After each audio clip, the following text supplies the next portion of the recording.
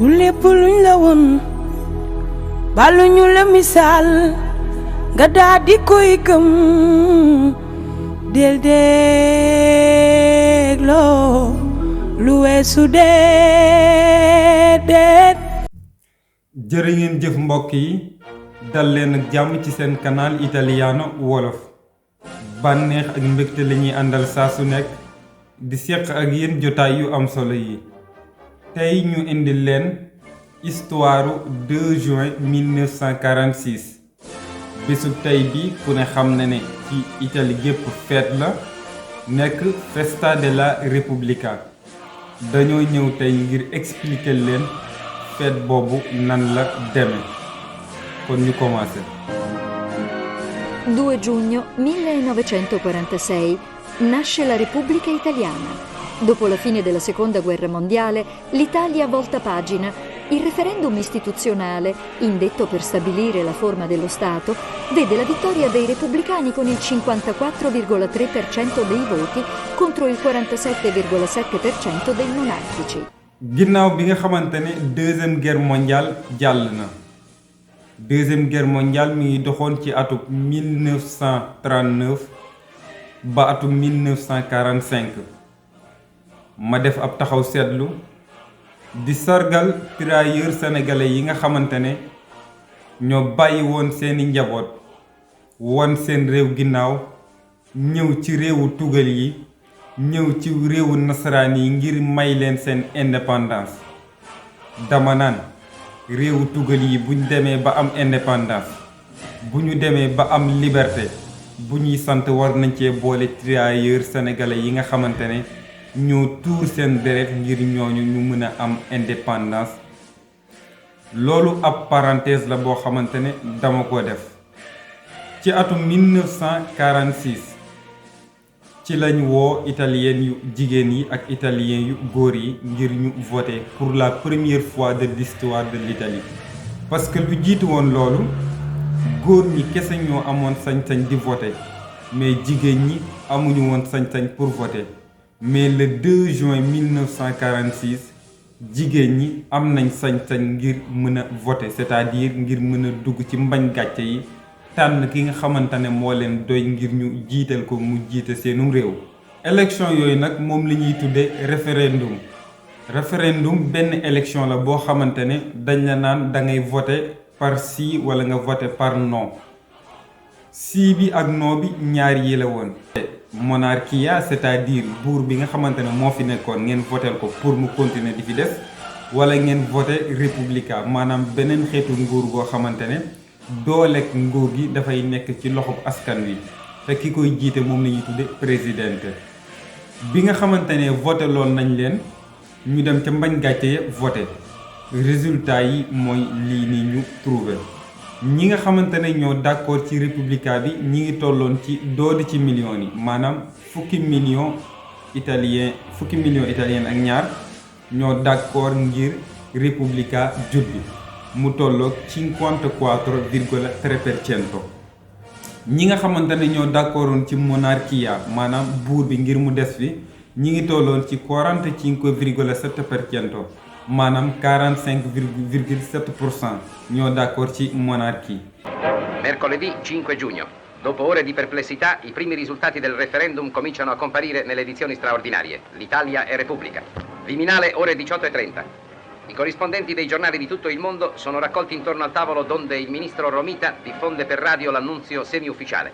Si posseggono gli scrutini di 34.112 sezioni su 35.320. La Repubblica ha 2 milioni di voti di vantaggio.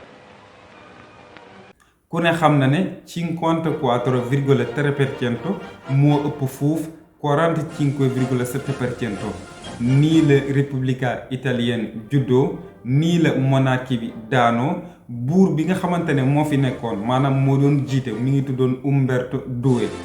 buur boobu dañ ko mujj dàq mu génn réew mi ngir ñu taxawal république bi nga xamante ne moom lañ bëggoon a taxawal. Dopo le drammatiche giornate dal 10 al 13 giugno, Umberto di Savoia lascia l'Italia. Sono circa le 15:30 quando egli scende nel cortile del Quirinale. I corazzieri gli rendono per l'ultima volta gli onori sovrani. Umberto stringe la mano al colonnello comandante della guardia e agli altri ufficiali.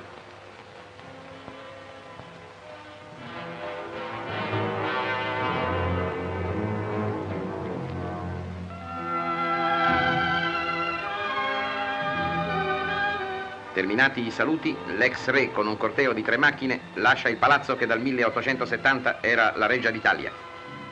Il tricolore offre per l'ultima volta lo stemma sabaudo al vento di un pomeriggio di maestrale. Aeroporto di Ciampino. Un quadrimotore Savoia Marchetti 95 attende l'ultimo re d'Italia per trasportarlo in Portogallo, dove lo aspettano la moglie e i figli. L'ex re è pallido e commosso. Un addio a chi rimane. Fra gli altri il ministro della Real Casa e il maresciallo Messe. Nel suo viaggio Umberto II sarà accompagnato dal conte Graziani, dal generale Cassiani e dal duca Galarati Scotti, ambasciatore d'Italia a Madrid. république boobu nag bés bi nga xamante ne ci lañ dem voté bés boobu mooy le 2 juin 1946 bés boobu noonu ci la république italienne bi juddoo loolu moo waral bésub tey bi doon feet kon buñ la laajee bésub tey bi lan moo tax mu doon feet da nga naan bés bi la italien yi ak italien yi dem voté ji entre monarchia ak repubblica repubblica mooy forme gouvernement boo xamante ne doole nguur gi mi ngi ci loxob askan wi monarchia mooy forme gouvernement bi nga xamante ne doole nguur gi mi ngi ci loxo buur maanaam benn nit mooy dogal mooy buur mooy bommi ci atum le 2 juin 1946 ba tey ci la italiens yi ak italiennes yi dem voté jiwaat voté boobu nag li ko sababoom mooy ngir ñu créer li ñuy tuddee assemblea costituente per scrivere una nuova costituzione del paese c'est-à-dire dañ leen a woo ngir ñu créer benn assemblée boo xamante ne liy njëriñam mooy ñu bind constitution bu bees ci réew mi maanaam ñu xaatim beneen constitution bu bees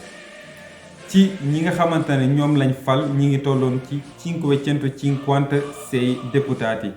di cui solo 21 donne maanaam 556 députés ñoo bind constitution bi ci 556 yooyu noonu ñaar fukki jigéen ak benn ñoo ci nekkoon mais nag ñi nga xamante ne ñoo bind constitution bi carrément c'est-à-dire député yooyu dañ leen a woo ngir ñu bind di saytu mais ñi nga xamante ne ñoo ko bind ca dëggantaan ñi ngi toll ci limu 75 deputati maanaam juróom ñaar fukki député ak juróom ñoo bind constitution bi ñoo ko xalaat maanaam ci dëgg-dëgg parce que pour bind constitution faaw nga am xam-xam boo xam ne dafay jëm ci wàllu droit moo tax ñu ci 556 yooyu ma la wax ñu tànn ci 75 deputati ngir ñu xaatim constitution bi biñ ko bindee ba noppi bind nañ constitution bi document yi andi nañ ko ngir jébbale ko document yi ñi ngi ko jébbale le 22 décembre 1947 mais jébbal document yi nag tekkiwul ne constitution bi è entrata in vigore la Costituzione italiana è entrata in vigore il 1 gennaio 1948 c'est-à-dire constitution bi commencé na di appliquer commencé na di fonctionner le 1er janvier 1948 la constitution bi commencé di fonctionner constitution bi nag article yi nga xamante ne ñoo ko ëmb mi ngi toll ci 139 articoli maanaam 139 articles ñoo composé constitution italienne bi voilà histoire yooyu noonu yépp nag mi ngi commencé woon ci le 2 juin 1946 kon bésub tey bi nekk na feet ngir muy bés bi nga xamante ne ci la italiens yi ak italiennes yi demoon vote ji fal la ñuy tuddee assemblea costituente bi li nekkoon sabab bi mooy ñu bind beneen constitution maanaam ñu xaatim beneen constitution bu bees pour réew bi nga xamante ne mooy réewum Italie lii moo nekk sabab yi nga xamante ne moo waral feetu tey bi muy festa della Repubblica je pense que ne leeral yi leer na te leeral yi aussi am na solo parce que day bokk ci li nga xamante ne dinañu dimbale bu ñu nekkee ci réew ñu xam histoire réew mi bu ñu nekkee ci réew ñu xam langue réew mi bu ñu nekkee ci réew ñu xam aada ak cosaanu réew mi dinañu dimbale ngir aussi ñu gën a xam nan la ñuy nekkee ci réew voilà je pense que ne li ñu waroon expliquer nañ ko léegi dama leen di bàyyi benn question boo xamante ne Albert Einstein moo ko waxoon, benn scientifique la. mu waxoon ne question bi après réponse bi nag mu koy bindal ci commentaire yi parce que dama dégg mu wax ji te wax ji xaw ma li muy tekki carrément quoi. léegi dama bëgg yow mi nga xamante ne yaa may seetaan nga wax ma lan nga jàpp ne moom la Albert Einstein wax ci wax ji nga xamante ne moom la wax. dafa waxoon ne guerre bi nga xamante ne mooy 3e guerre mondiale xamul yan arme lañ koy xeexee. waaye 4e guerre mondiale ay bant ak ay xeer lañ koy xeexee maanaam bu ñuy xeex ay bant ak ay xeer la ñuy utiliser ngir mën a guerre 4e guerre mondiale. loolu mooy sama question tey bi ma la indiloon. après bu fekkee am nga ci ay connaissances mën nga répondre ci commentaire yi bu la neexee aussi nga jël suñu numéro nga envoyé ñu message ci suuf nga tontu mais dañu doon gënal nag nga répondre ci commentaire yi bu ko defee ñëpp mën ko bokk jariñoo. fii mooy seen canal di Italiano Wolof dañ fiy jàngale langue italiano bi mais dañ fiy wax lépp loo xamante ne aada cosaan ci histoire Italie saa bu bés jotatee te mu tombeek bésu histoire incha allahu taala dinañ ci def ay développement dinañ ci def aussi ay leeral yu am solo bu ko defee suñu yaay yi nga xamante ne dañoo nekk ci réew mi te daanaka temps bi mayu leen ko ngir ñuy gëstu ñu mën a xam li nga xamante ne mooy histoire bi. kon lii mooy détails yi nga xamante ne indiloon nañ leen ko ci le 2 giugno 1946 mu nekkoon bés bi nga xamante ne mun naa ne bés bu marqué la ci histoire Italie. bànneex ak mbégte la ñuy àndal saa su nekk di seq ak yéen jotaay yu am solo yi di am yaakaar ne lépp luñ fi wax rek dina leen jural njariñ kon ñu jox leen dig daje ba beneen yoon jërë ngeen jëf. du lépp luñ la woon baluñu la misaal nga daa di koy gëm del dégloo lu weesu